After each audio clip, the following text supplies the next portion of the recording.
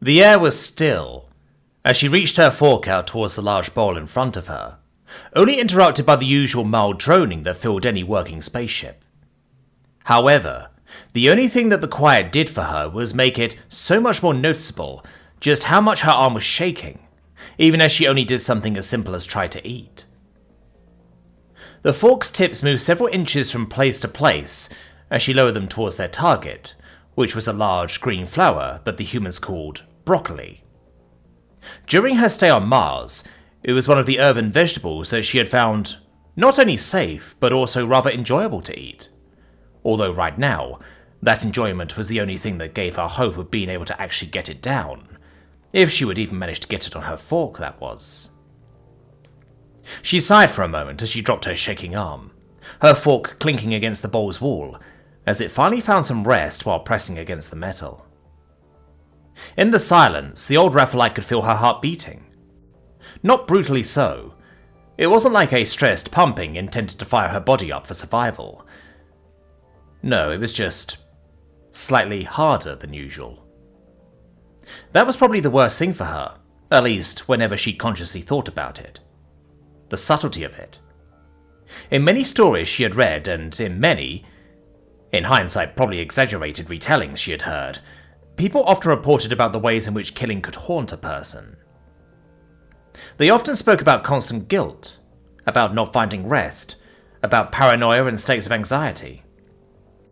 Even about being eternally haunted by the face of those whose life they took away, like an endless reminder ominously glowering over them at all times as a spirit of vengeance, returning to take whatever small revenge it still could by tormenting its murderer.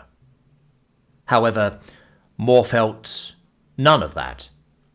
The face of the Qoivery soldier, especially their surprised expression after the shot had connected and ripped a hole through them, was still fresh in her mind when she even remotely attempted to recall it, yes, and the moment certainly had replayed in her nightmares more than just once. However, outside of that, and whenever she didn't actively focus on it, it wasn't like a dark spectre was looming over her. She didn't feel followed or watched, and she certainly wasn't close to a panic attack, as far as she could tell. She had had more than one of those during her long life, so it wasn't like she didn't know the signs. In all honesty, a single look out of a spaceship's window out into the void was more than enough to rattle her far worse than she currently felt after coming down from her first shock. And yet despite that, her heart beat just a little bit faster than it did before, and the trembling and shaking still persisted. It wasn't caused by weakness or some overwhelming amount of stress flooding through her veins. Nothing understandable like that. It was simply there, as if it was a part of her now, and somehow that made it far worse. Suddenly, there was a knock at the door to her room. To her shame, Moore had to admit that she almost wished she had flinched at it. Almost wished that there was a subtle sign that, on the inside, she was far more actively shaken than she appeared to herself. Hoped that the event had really hit her much harder, and she just wasn't willing to admit it to herself. However, she didn't flinch, and she didn't imagine anything bad either. The knock on the door was just a knock on the door. In fact, just by the knock, she could already tell exactly who it was. "Come in," she politely invited after a long sigh, which was directed at herself rather than the sudden visitor. After the typical hiss of the secure metal door opening, Conglorch's armoured frame slowly moved for the entrance, the mild indigo sheen of the thick plates covering his body gently catching the dim twilight as they moved out of the corridor's much brighter illumination. His eyes briefly changed the pattern of their movements as they quickly adjusted to the sudden change in lighting, though a moment later they all directed themselves forwards in unison, looking directly at her. It was a rare honour for most people to have the Tenashasite give them his undivided attention already. However, for Moore, it was basically unheard of for it to happen for more than a few seconds at a time. At least, it had been until recently. As he walked in, the Tenashasite was carrying a large bowl that was similar to the one Moore had in front of her on the table. However, His exuded a scent that would have not too long ago caused quite the uncomfortable mix of reactions for the old Raphaelite, including but not limited to gagging, outrage, and the almost violent urge to remove either the man or herself from each other's general proximity. Admittedly, the smell still wasn't pleasant today. It reminded her of fire and of burn wounds, and it certainly wasn't appetizing in any way. However, it wasn't like she had too much of an appetite to begin with. "Good evening, Conglorch," Moore greeted the large predator as he walked in. "I see you're having dinner as well. A rare chance. Care to join me?" As a reptiloid and mesothermal predator, the Tenasciocyte only needs to eat quite rarely to sustain himself, meaning their meal schedules were quite shifted from each other. Of course, carnivores and herbivores sharing meals with each other in general wasn't exactly the most common thing due to feelings like the ones she remembered earlier. In fact, most dining areas were separated between carnivorous and herbivorous diets for that very reason. However, the very different rhythms in which they actually needed to eat was the much bigger hurdle between them. Of course, her question was admittedly a bit superfluous, given that Conglorch had gone through the trouble of actually carrying his meal all the way to her room. However, Moore just couldn't get out of her own skin. Conglorch released a bellowing sound that slightly shook the room's air around him. Funnily, it was the exact kind of sound that many people would likely have found to be threatening coming from such a large, in fact, the largest predator, as it wasn't all too different from a growl or a very deep hiss in the nature of the sound itself. However, after spending as much time around the Tenasciocyte as she had, Moore had come to learn that this was one of the sounds his people only made when they were feeling genuinely awkward, and about as far from threatening as it could possibly be. "I figured you might like some company that doesn't strain your neck as much," he finally replied, apparently deciding not to call the old woman out on her rather silly question. For a moment, Moore wondered if it wasn't strange that she still thought of herself as the old woman in this dynamic, since Conglorch was not only older than her, but by quite the margin as well. In fact, the difference between them was quite comparable to that between Moore and her oldest child in scale. And yet, biology could be a harsh mistress, and ultimately the Tenasciocyte still seemed quite a bit more youthful than her, even with so many more years etched into his plates. "How thoughtful," Moore replied, and made an inviting gesture towards her table.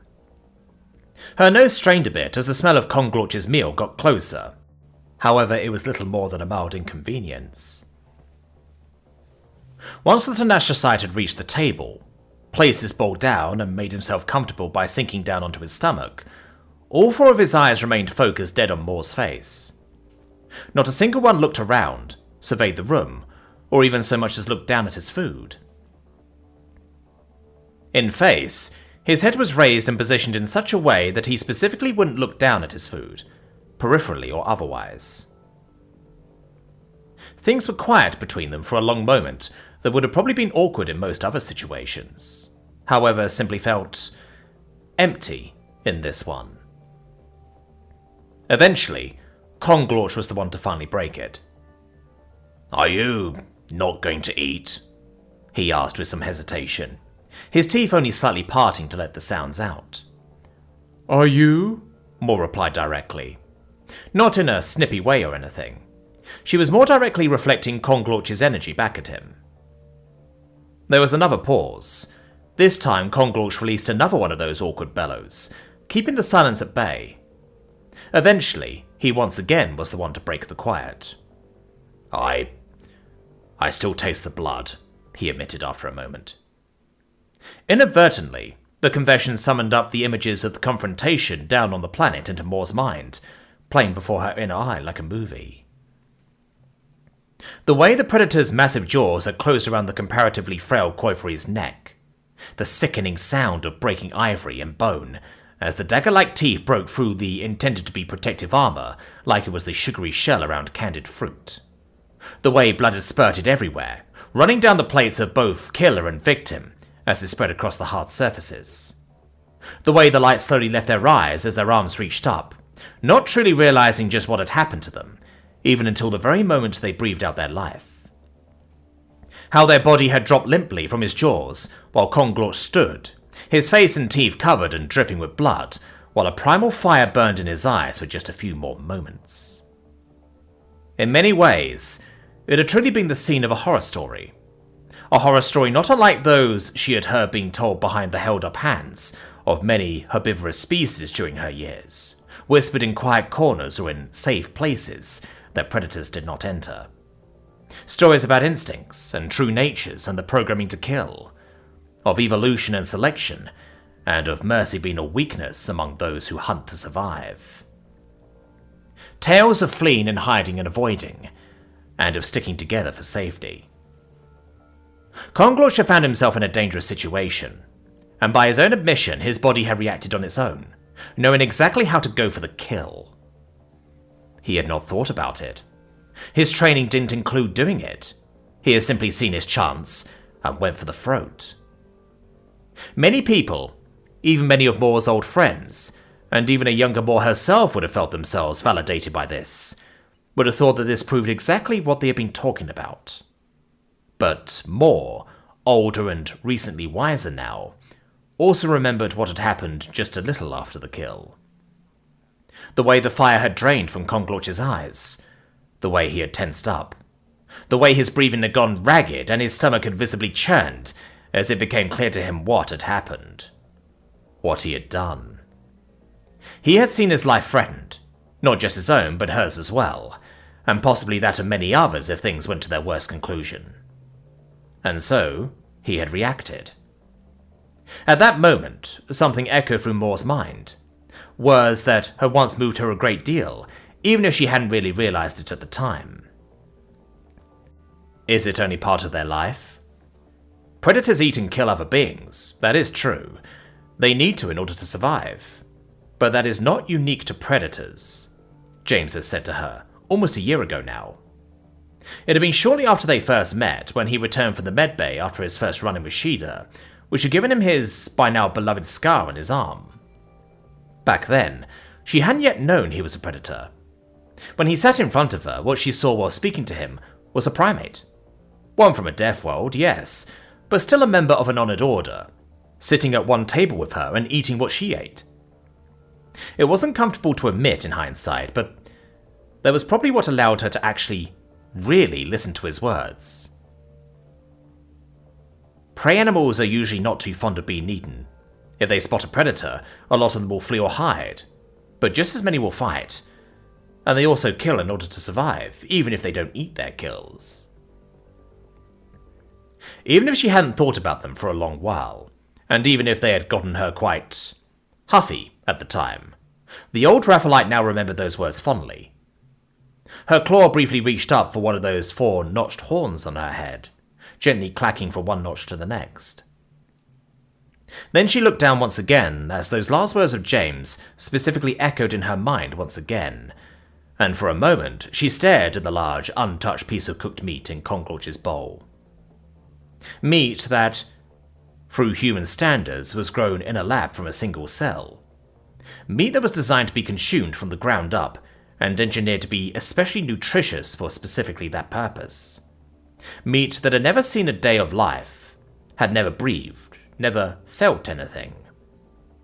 Not flesh, but meat in its purest form, if there was such a thing. And yet he didn't eat it, probably couldn't eat it, because of what happened, because of the memories.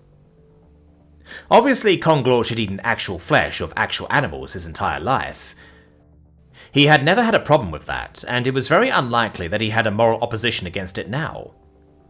He was also far from naive enough to not know where his food came from, or what exactly it entailed to eat meat. He was far too old and far too aware for that sort of gullibility. He knew exactly what it meant to eat meat, and he was okay with that. However, that was entirely separate of this, because this had not been a hunt. This had not been predation. Killing, in order to survive. It wasn't necessarily connected to that, not in either direction. The Tenaciousite knew where his food came from. He knew what it implied. And in a galaxy where carnivores were outnumbered 10 to 1, it was likely impossible to not be hyper-aware of many things that surrounded it. And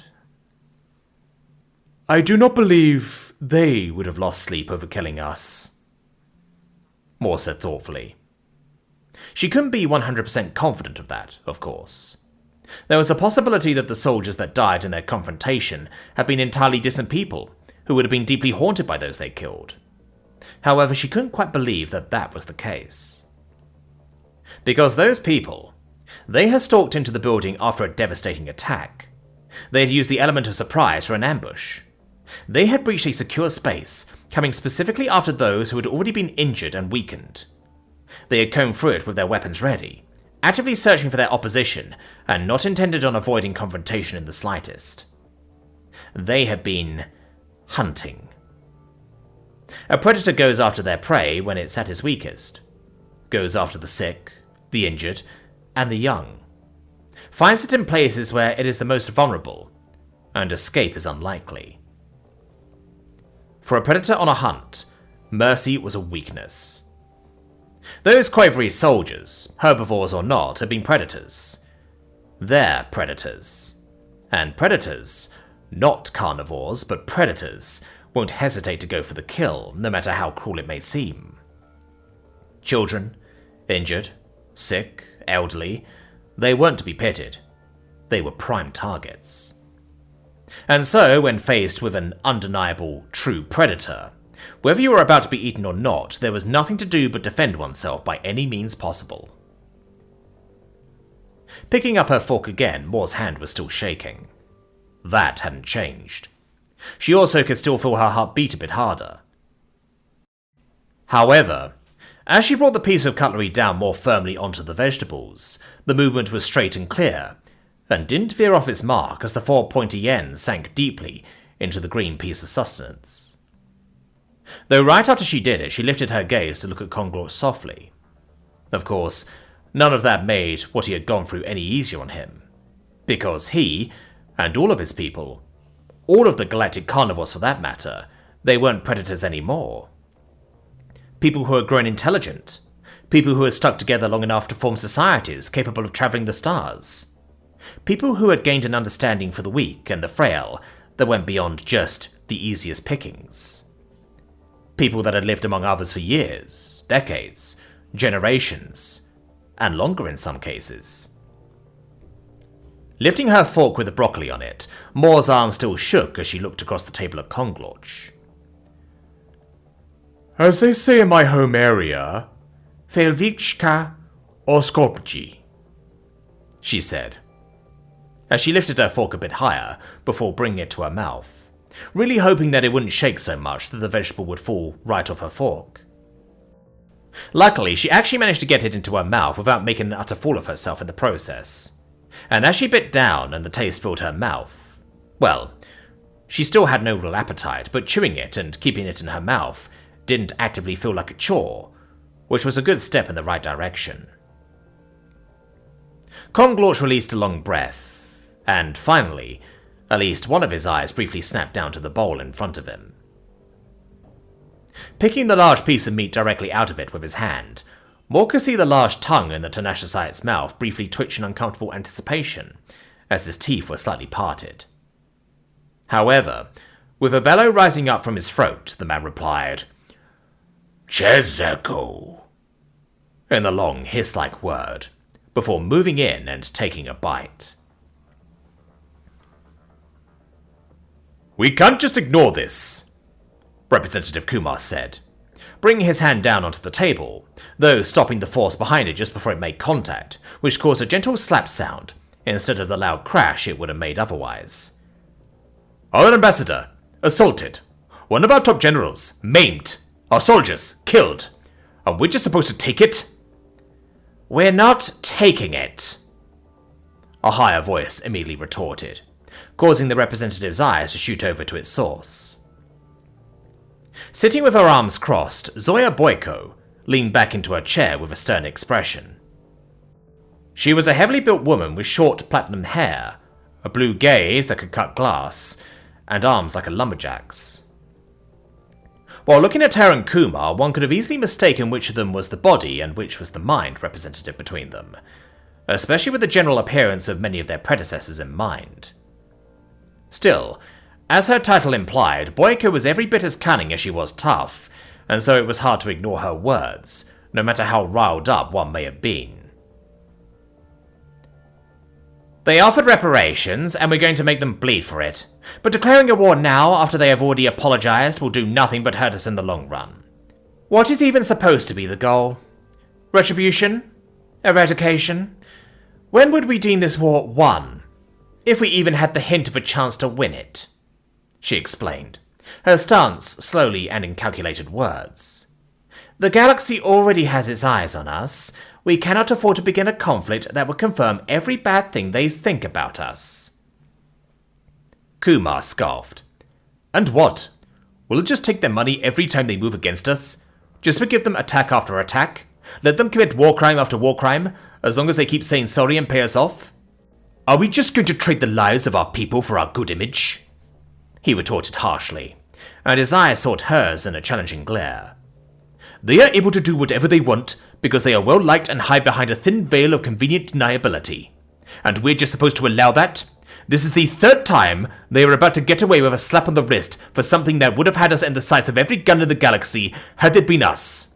And yet, here we are, still having to defend ourselves for our ambassador not wanting to burn to death. It was a thing to be expected, a third voice chimed in, breaking up the staring contest between body and mind of the Triakakumna, as both their gazes shot around to the source of the voice. Much unlike Kumar and Boyko, Cathair Doyle was the very model of what most people expected of a soul representative. An older gentleman, with heavily thinning blonde-grey hair that wrapped around his head like a crown.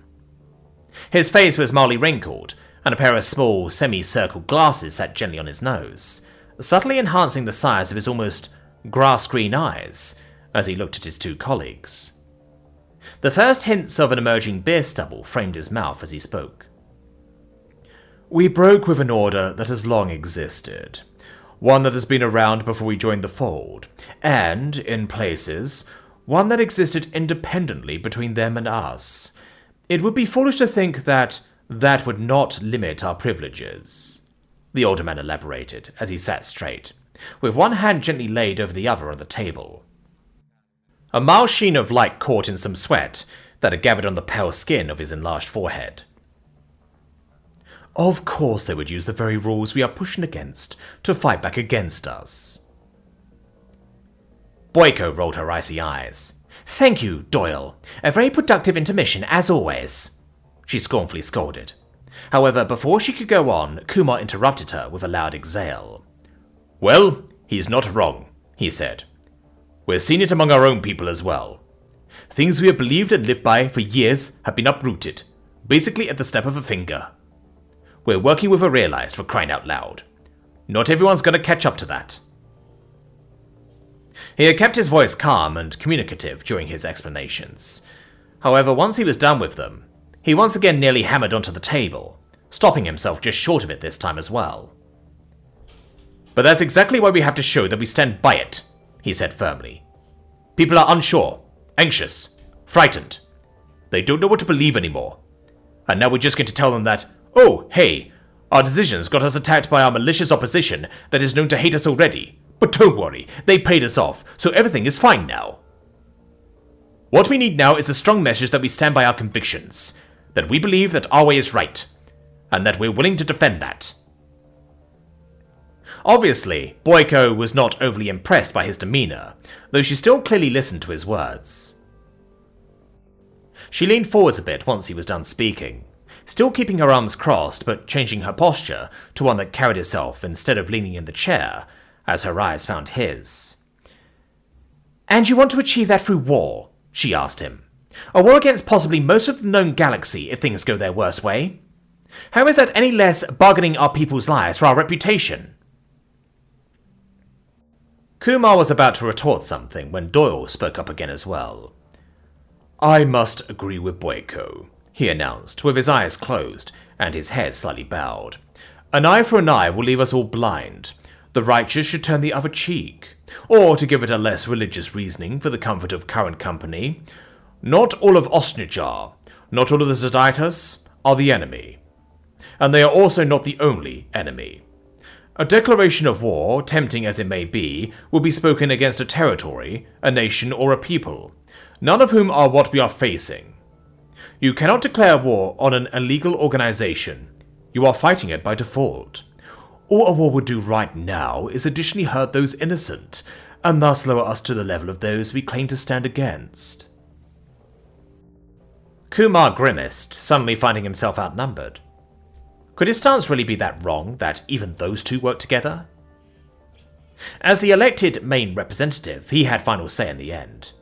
However, overruling the other two peaks, even through firm opposition, was something that rarely went over well. Mind, body, and soul were together for a reason, after all. "Then what do you suggest we do?" he asked Doyle, as the soul was the only one yet to give a real suggestion for a course of action. The older man pulled out a tissue from one of his pockets, and briefly wiped away some of the sweat that has been forming on his forehead, as well as the bald parts of his head. "We were given an opportunity," he then said. Opening his eyes again, he looked back and forth between the other representatives, with a slightly more determined expression on his face. Deliberately so, no doubt. Why ever it is there, this opportunity is part of our opposition's plans. But that doesn't have to mean we can't use it for ourselves. The High Matriarch has said it herself. In a way, this attack has turned them into the very thing they claim to fight, even if just for a moment. We can take the reparations if we need a show of retribution. However, it is far more important that we do not miss this opportunity at diplomacy. It may not have been extended in earnest, but even a fake olive branch is still there for us to grasp. We are no longer some small name in a footnote of the galaxy. A galactic candidate, the Primate Conference, the Deathworld Conference, a public conversation with one of the eldest councilmen. We are a household name and no longer just an infamous one. One way or another, people listen when we speak. They wish for a public dialogue. Let them have it. Kumar and Boyko both grimaced. That may be true, but it all still loses a bit of weight if it's not specifically Aldwin going, Boyko said, one arm finally breaking away from the cross position to bring the knuckle of her index finger up to her lower lip. Kumar immediately shook his head. Forget it, he said firmly. We're not sending him right into the lion's den. Not after these recent attacks. They've gotten way too bold. The target on his back way too big. It would be a suicide mission, not to mention even thinking of sending him back to the place where he... Perhaps we should ask young Aldwin before making assertions like that. Doyle interrupted him with a firm but not obstructive voice. It might be he has thoughts on the matter himself. Kumar's face darkened. Even if he was willing to go, he said. As he spoke, he noticed himself getting louder by the word, and therefore stopped himself before he could lose the control over his voice. Apart from the highly acceptable cruelty of sending him there, willing or not, Aldwin is far too valuable of an asset to simply risk him on such an unsure gamble. Boyko sort of finished his sentence for him, even if that wasn't quite how Kumar would have put it. He knew from experience she didn't mean to make it sound like James's only value was in his usefulness to the ongoing struggle, but she sure had a talent for making herself be misunderstood. His family almost died recently, and he was nearly killed himself. He needs time to rest and reflect. If we approached him about the possibility of going on this mission, that would only put pressure to agree on him, whether we wanted to or not. Kumar still agreed with her, once he was sure that he had his temper back under control. Aldwin isn't some win-it-all trump card. We have many capable ambassadors and diplomats. If we want to be respected as humanity, we can't keep hiding in the shadow of just one of our own. Especially not someone who was just in the wrong place at the wrong time. Inside, Kumar still held back a multitude of feelings that were aimed in various directions. He had told James not to worry about the consequences when he gave the order to break everything wide open, that they would handle it. No way he would allow their way of handling it to be, just send James again. Doyle's lips shifted gently, before he let out a slightly disappointed sounding sigh. Maybe we should see what the other nations have to say before making our final decision, he suggested, which didn't sit right with Kumar at all. The Triakakumia is here to lead our people, not to copy and parrot what the leaders of other nations think is right, he defiantly stated. However, in the corners of his vision, he could already see how Boiko shifted a bit in her seat, as she seemingly weighed some options. Removing her hand from her face and instead opening it in a slightly arching gesture away from herself, she commented, "That's usually true. However, this is a matter that goes far beyond the scale of our nation. It affects all of humanity and will ultimately be decided by the Council of Governance. It can't hurt to at least get a census of what the other members might be thinking before we needlessly entrench ourselves on a position that might be entirely overruled. Even if we don't go along with the general opinions, we should at least forge a stance that we can defend against their arguments comfortably, instead of just digging our feet into the ground where we stand." Kumar deflated a bit. Was that really it? Just move this to another time? What were they even expecting the other nations to go for, strategy-wise? And what if they decided to try and send James and he simply said, no? Would they just be shit out of luck? Because no one would blame the man for not wanting to go back to the place where he lost his arm, and was basically tortured for weeks. He sighed, still debating whether he would agree to a motion to simply move this to a different date. However, as he deliberated, a buzzing went through the room. In a chorus, 3 phones simultaneously vibrated in an emergency news alert, causing all 3 representatives to quickly reach for the devices. Generally, mobile phones were muted entirely during these meetings. However, there was one channel left open for news that simply could not wait. As he glanced down, Kumar's eyes widened extremely as they scanned over the message that he and all other leaders of the human territories had received at that moment. Corpse identified. Afuna confirmed deceased. News leak. Headlines in circulation. Shaking off an oncoming moment of shock, Kumar quickly swiped the message away and instead maneuvered to an automatic collection of off-world galactic news outlets. He was hoping that he would have to scroll for a bit, but no. The moment he opened the application, the headline was right there. Councilman Afuna dead. Grim Reaper Aldwin strikes again. Those bastards worked fast, and the article was quite obviously gaining traction by the second. Grim Reaper Aldwin. What a joke. There was not a single doubt of who was responsible for this, and it wasn't a human, by everyone's own admittance. But the headline cared little for that, as it gained in traction at rapid speeds. Soon enough, the entire galaxy would have at least heard of it. And with the last words that Afuna had ever semi-officially directed towards this galaxy, that meant said galaxy would have to make a decision.